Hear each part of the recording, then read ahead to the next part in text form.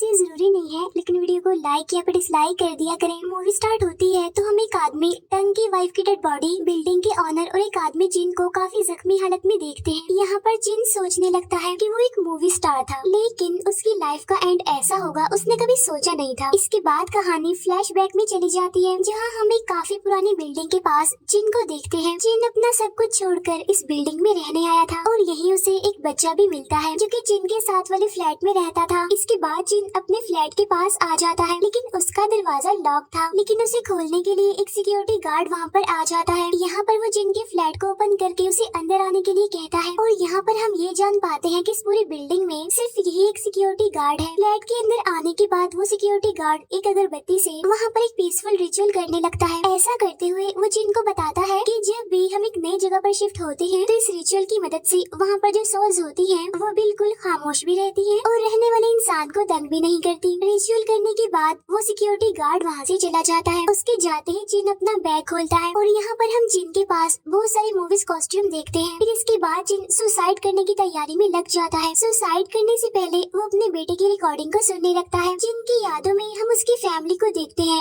Ghost के रूप में। उसकी फैमिली में उसकी वाइफ और उसका एक बेटा था। इसके बाद हम जिन की आंखों में बहुत सारी मिस्टीरियस चीजों को भी देखते हैं और तभी जिन के सामने एक गोस्ट आकर खड़ा हो जाता है और वो जिन को पोजेस कर लेता है, यानी वो जिन की बॉडी में चला जाता है, जिसकी वजह से जिन फांसी पर लटक कर तड़पने लगता है। लेकिन थोड़ी ही देर में यहाँ पर बिल्डिंग का ऑनर आ जाता है और वो जिन को फांसी लगने से बचा लेता है। फिर वो बिल्डिंग का ऑनर अपनी फिंगर्स का क्रॉस बनाकर कुछ स्पेल्स पढ़ने लगता है, लेकिन तभी जिन उस बिल्डिंग ऑनर पर अटैक कर देता है क्योंकि वो तो पोजेस था और यहाँ पर अब उन दोनों के बीच फाइट होने लगती है। यहीं पर हम जिन के अंदर एक फीमेल गोस्ट को देखते हैं, जिसे वो बिल्डिंग ऑनर जिन की बॉडी से निकाल देता है। इसके बाद शोर सुनकर लोग वहाँ पर देखने के लिए आ जाते हैं कि क्या हुआ। उन्हीं लोगों में हम एक आदमी टंग की वाइफ को देखते हैं और ये वही लेडी है जिसकी डेड बॉडी को हमने मूवी के स्टार्ट में देखा था। यहाँ पर जिन अपने मुंह से ब्लैक लिक्विड निकालता है। इसके बाद बिल्डिंग का ऑनर सभी लोगों को वहाँ से जाने के लिए कहता है। यहीं पर हम एक आदमी गाँव को देखते हैं जो कि क्रीपी सी लुक दे रहा था। असल में गाँव भूतों को देखने और निकालने में माहिर था। कुछ देर बाद जिन को अपने फ्लैट के बाहर से कोई आवाज सुनाई देती है। असल में जिन के फ्लैट के बाहर एक लेडी होती है जो कि फ्लैट के बाहर रखे बचे हुए खाने को खा रही थी और इसका नाम फिंग था। और जब फिंग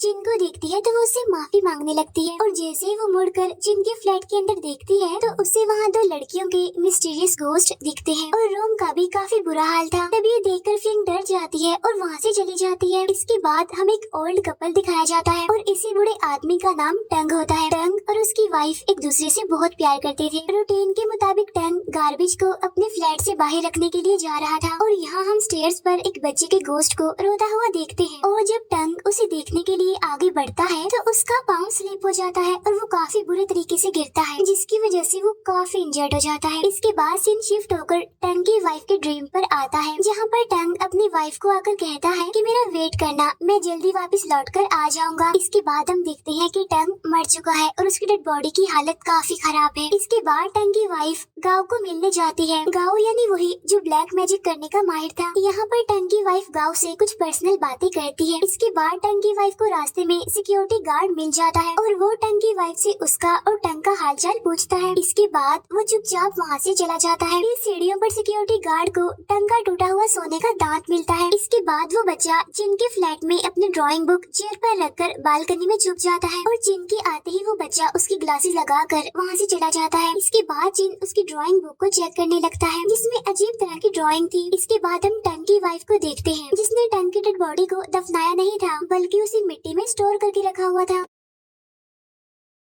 और बैकग्राउंड में हम गाँव की आवाज को सुनते हैं जो कि उसे टंग की डेड बॉडी पर चिकन का ब्लड लगाने के लिए कहता है। इसके बाद हम टंग के घर में गाँव को देखते हैं जो कि एक रिचुअल कर रहा होता है जिसमें वो टंग के फेस पर से निकलने वाला पानी एक बर्तन में लेता है। फिर वो अपनी उंगली से निकले हुए खून को एक क्रीपी डॉल पर डालता है। इसके बाद वो टंग के फेस पर अजीब तरह का मास्क लगा देता है। मास्क लगा देने के बाद गाँव टंग की वाइफ को वार्न करता है कि मेरी परमिशन के बगैर मास्क को मत हटाना, लेकिन टंग की वाइफ को उसका हस्बैंड बहुत जल्द वापस चाहिए था और तब गाओ टंग की वाइफ को कहता है कि 7 दिनों में तुम्हारा हस्बैंड टंग वापस आ जाएगा और अगर ऐसा नहीं हुआ तो हम लास्ट में सबसे ज्यादा पावरफुल रिचुअल करेंगे। अब यहाँ से जाने के बाद हम गाओ को काफी अजीब हालत में देखते हैं। ऐसा लग रहा था कि जैसे उसे अटैक हो रहा है। इसके बाद वो अपने घर जाता है जहाँ वो एक मिस्टीरियस चीज पर स्पेल्स पढ़कर फूंकने लगता है। ऐसा करने के बाद गाओ ठीक हो जाता है, यानी वो अपनी नॉर्मल हालत में वापस आ जाता है। और यहीं पर हम उसी छोटे बच्चे का गोश्त देखते हैं, यानी जिसकी वजह से टंग स्टेयर्स पर से स्लिप होकर गिर गया और फिर मर गया, यानी ये बच्चा टंग के मरने का रीजन बना। इसके बाद हमें पता चलता है कि वो छोटा बच्चा फिंग का है। फिंग यानी वही लेडी जो जिन के फ्लैट के बाहर बैठी हुई थी। इसके बाद जिन उसी लेडी फिंग और उसके बेटे का पीछा करने लगता है, जहाँ पर उसे सिक्योरिटी गार्ड मिलता है और यहीं पर जिन के फ्लैट की स्टोरी सामने आती है, यानी वहाँ पर कौन से गोस्ट है और वो क्यों है। यहाँ पर हम देखते हैं कि फिंग अपने हस्बैंड और अपने बेटे के साथ उसी फ्लैट में रहती थी जहाँ अब जिन रहता है और यही फिंग का हस्बैंड 2 ट्विन सिस्टर्स को ट्यूशन देता था। फिर एक दिन फिंग के हस्बैंड ने ट्विन सिस्टर्स में से एक के साथ मिसबिहेव किया, जहाँ दूसरी बहन ने आकर उस पर अटैक कर दिया, जिसमें फिंग का हस्बैंड और एक बहन मारी गई। तब अपनी बहन को मरा हुआ देखकर दूसरी बहन काफी दुखी हो जाती है, इसीलिए वो भी फांसी लगाकर सुसाइड कर लेती है। इसका मतलब ये है कि फिंग ने जिनके फ्लैट में जिन 2 लड़कियों के गोश्त को देखा था वो असल में इन दोनों बहनों के ही गोश्त थे। ये स्टोरी सुनकर जिन को फिंग और उसके बेटे पर तरस आने लगता है, इसीलिए वो फिंग की हेल्प करने का डिसाइड करता है। इसके बाद हम टंग की वाइफ को देखते हैं जो कि अपने हस्बैंड से बात कर रही होती है और यहाँ पर वो अपने हस्बैंड टंग को जल्दी वापस आने के लिए कहती है और यहीं पर टंग एक क्रीपी लुक देता है। इसके बाद हम जिन और बिल्डिंग के ऑनर को देखते हैं। यहाँ पर जिन बिल्डिंग ऑनर से हेल्प मांगता है ताकि वो अपने फ्लैट से ट्विन सिस्टर्स के गोश्त को निकाल कर फिंग और उसके बेटे को एक घर दे सके, लेकिन बिल्डिंग ऑनर उसकी बात को इग्नोर कर देता है। इसके बाद हम उस ऑनर के फैमिली बैकग्राउंड को देखते हैं, जहाँ उसकी फैमिली भी गोश्त और वैम्पायर हंटर थी और यही हम एक आर्टिफैक्ट को देखते हैं जो कि बिल्डिंग ऑनर की हेल्प करता है गोश्त और वैम्पायर्स को पकड़ने में। इसके बाद जिन अपने फ्लैट में वापस आ जाता है और यहाँ पर गाओ जिन पर खून डालकर रिचुअल करने लगता है, जिसमें ट्विन सिस्टर्स जिनको पोजेस कर लेती हैं, यानी उसकी बॉडी में आ जाती हैं और यहीं पर उनमें फाइट होने लगती है, जहाँ गाओ उसे कंट्रोल करने की काफी कोशिश करता है, लेकिन ट्विन सिस्टर्स के गोश्त उसी पर भारी पड़ने लगते हैं और तभी यहाँ पर वो ऑनर भी आ जाता है जो कि गाओ के साथ मिलकर जिनकी बॉडी से ट्विन सिस्टर्स के गोश्त को बाहर निकाल देता है। इसके बाद वो दोनों मिलकर दोनों बहनों के गोश्त को एक कबर्ड में बंद कर देते हैं। ये सारी सिचुएशन नॉर्मल होने के बाद गाओ बिल्डिंग ऑनर को थैंक्स कहता है, लेकिन वो ऑनर गाओ को कहता है कि टाइम वेस्ट मत करो,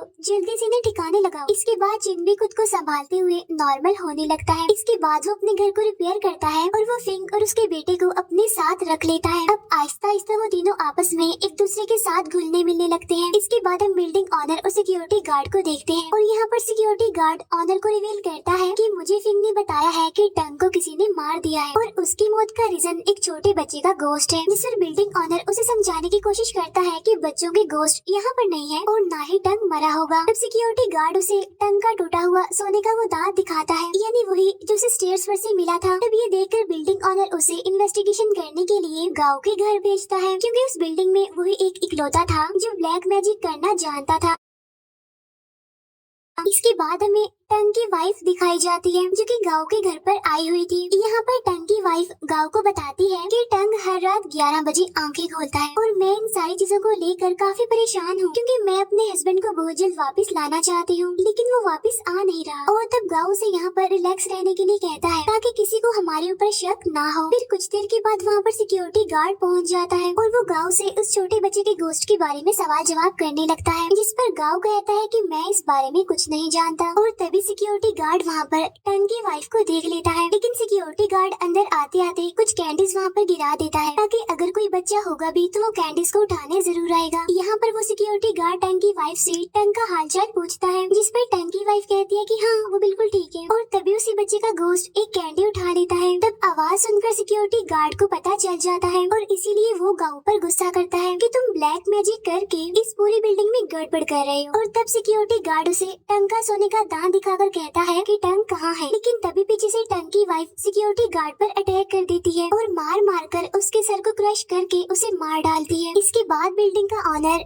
फिंग के बेटे को बुलाता है जो कि टंग के फ्लैट में खेलने जा रहा था। तब यहाँ पर वो ऑनर भी उसके साथ चलने के लिए सोचता है और जब वो दरवाजे पर नॉक करते हैं तो वहाँ पर टंग की वाइफ बाहर आती है। तब वो ऑनर टंग की वाइफ से उसका और टंग का हालचाल पूछता है। इसके बाद वो ऑनर वहाँ से चला जाता है, लेकिन फिंग का बेटा वहीं पर खेलने लग जाता है। इसके बाद वो बच्चा वॉशरूम जाना चाहता चाहता था, इसीलिए वो टंग की वाइफ को वॉशरूम यूज करने के लिए कहता है। तब टंग की वाइफ उसे वॉशरूम में पकड़कर ले जाती है और यहाँ पर वो बच्चा टंग को देखकर रोने लगता है। अब सिक्योरिटी गार्ड को मारने के बाद टंग की वाइफ की इंसानियत बिल्कुल जैसे मर चुकी थी, इसीलिए वो फिंग के बेटे यानी उस बच्चे को सेक्रीफाइस कर देती है। इसके बाद हमें बिल्डिंग का ऑनर दिखाया जाता है और उसके घर में उसका आर्टिफैक्ट उसे वैम्पायर के आजाद होने का साइन देता है। इधर टंग की वाइफ के पास हम टंग के मास्क को देखते हैं, क्योंकि उसने टंग का वो मास्क उतार दिया था, हालांकि गाओ ने उसे ऐसा करने से मना किया था। इसके बाद बिल्डिंग का ऑनर टंग के फ्लैट में आ जाता है, जहाँ उसे चारों तरफ खून ही खून दिखता है, लेकिन यहीं पर गाओ उसके मुंह पर हाथ रखकर उसे चुप रहने के लिए कहता है और पीछे से हम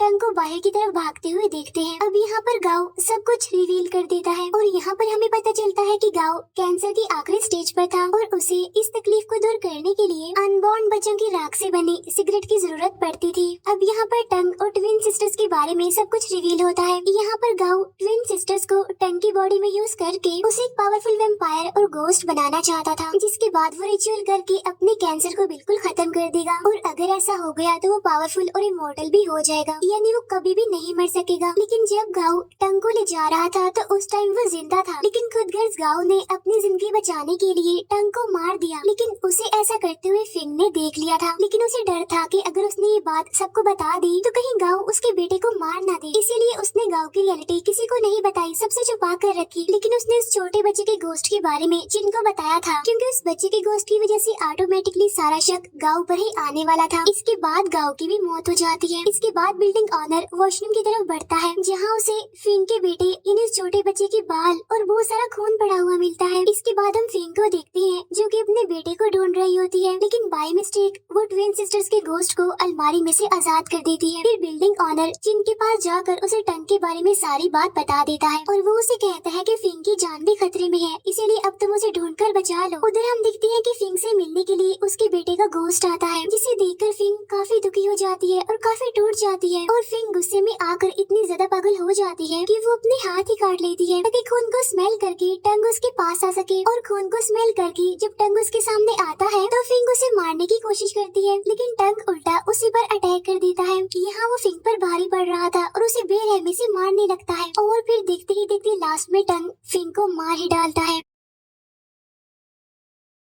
फिर कुछ देर के बाद वहाँ पर जिन आकर टंग को आग लगा देता है। इसके बाद टंग सामान के नीचे दब जाता है, लेकिन यहीं पर ट्विन सिस्टर के गोश्त टंग की बॉडी में चले जाते हैं, जिससे टंग अब पहले से भी ज्यादा पावरफुल बन जाता है और वो एक रॉड को जिन की बॉडी की आर पार कर देता है। ऐसा करने के बाद टंग वहाँ से भाग जाता है। फिर खुद को बचाते बचाते जिन बिल्डिंग ऑनर के पास आ जाता है। यहाँ पर जिन उस ऑनर को कहता है कि मैं तुम्हारे साथ मिलकर टंग से लड़ना चाहता हूँ, उसे मारना चाहता हूँ। यहाँ पर जिन उसे ऐसा करने के लिए काफी इंसिस्ट करता है और जिन की जिद करने पर बिल्डिंग ऑनर मान जाता है। यहाँ पर बिल्डिंग ऑनर जिन की बॉडी पर रिचुअल से जुड़े कुछ स्पेल्स लिखता है। इसके बाद वो जिन को कहता है कि तुम्हारे पास एक सिगरेट के खत्म होने तक का टाइम है, तुम्हें उसी टाइम में टंग को रोकना होगा। फिर कुछ देर बाद वहाँ पर टंग आ जाता है। यहाँ वो बिल्डिंग ऑनर अपने आर्टिफैक्ट को यूज करके जिन को टंग से लड़ने की पावर देता है, लेकिन यहाँ टंग जिन पर भारी पड़ने लगता है। लेकिन फिर देखते ही देखते जिन टंग पर भारी पड़ जाता है, लेकिन ये सब कुछ ज्यादा टाइम तक नहीं चल पाता और टंग फिर से जिन को मारने लगता है। उधर आर्टिफैक्ट की वजह से उस ऑनर का बाजू ही बॉडी से अलग हो जाता है और टाइम खत्म होने से पहले वो ऑनर लकड़ी की तलवार को जिन की तरफ फेंकता है, जो कि एक रेड कलर के धागे से बंधी हुई थी। फिर यहाँ पर उस ऑनर को बाहर लाइट दिखती है और यहाँ वो उन दोनों को लेकर बाहर रोशनी में कूद जाता है और नीचे गिरते ही रोशनी की वजह से टंग मरने लगता है और यहाँ ट्विन सिस्टर्स भी उसकी बॉडी को छोड़कर आजाद हो जाती है। इसके बाद यहाँ पर टंग की वाइफ आ जाती है, जो टंग की ऐसी हालत देखकर काफी दुखी हो जाती है और वो अपना गला काटकर सुसाइड कर लेती है। इसके बाद हमें वो सीन दिखाया जाता है जो कि हमने मूवी के स्टार्ट में देखा था, यानी जहाँ पर जिन काफी इंजर्ड था। नेक्स्ट सीन में हम दोबारा से जिन को देखते हैं, जो कि मूवी के स्टार्ट की तरह बिल्डिंग में आता है और यहाँ पर जिन को वो सब कुछ दिखाई देता है जो कि उसे तब दिखाई दिया था जब वो बिल्डिंग में पहले आया था, यानी वही सारे लोग जिनसे वो इस बिल्डिंग में मिला था, उसका खुद को फांसी लगाना और बिल्डिंग ऑनर का आकर उसे बचा लेना। इसके बाद हम देखते हैं गाँव को,